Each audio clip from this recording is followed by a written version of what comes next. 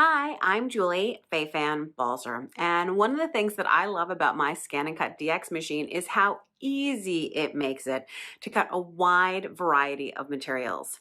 In today's video, I'm going to be showing you how I cut sticky back adhesive magnet material, something a little unusual that you may not have thought about cutting with your ScanNCut.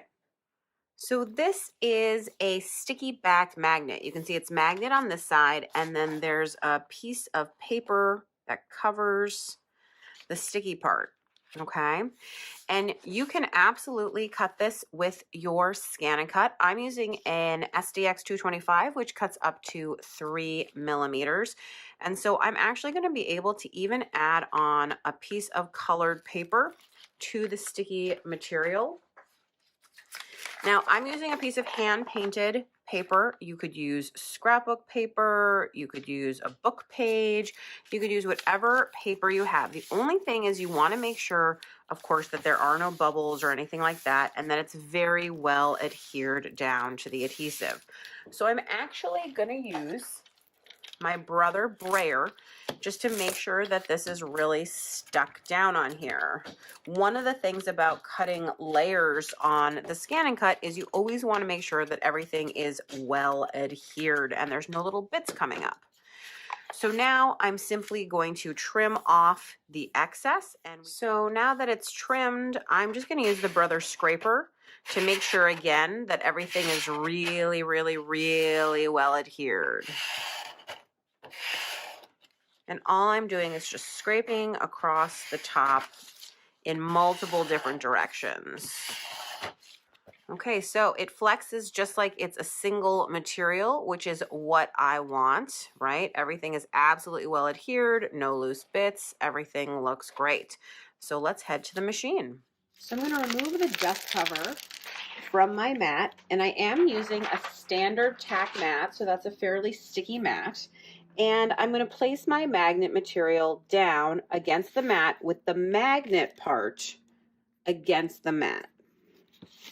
And again, smooth it down, make sure that it is well adhered to the mat.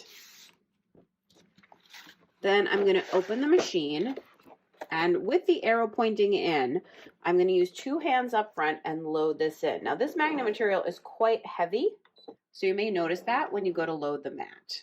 So cutting my material is the same as I might do with paper or fabric. I can do a background scan to go ahead and see my material on the screen.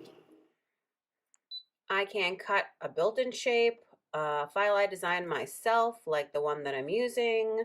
I can cut, a file that I've bought off the internet. You can cut any file that you'd like, and then you can say, okay, please select, cut. You do not have to tell the ScanNCut what you are cutting. You're just going to leave all of the settings right at auto, okay? And then the machine's going to do all of the work.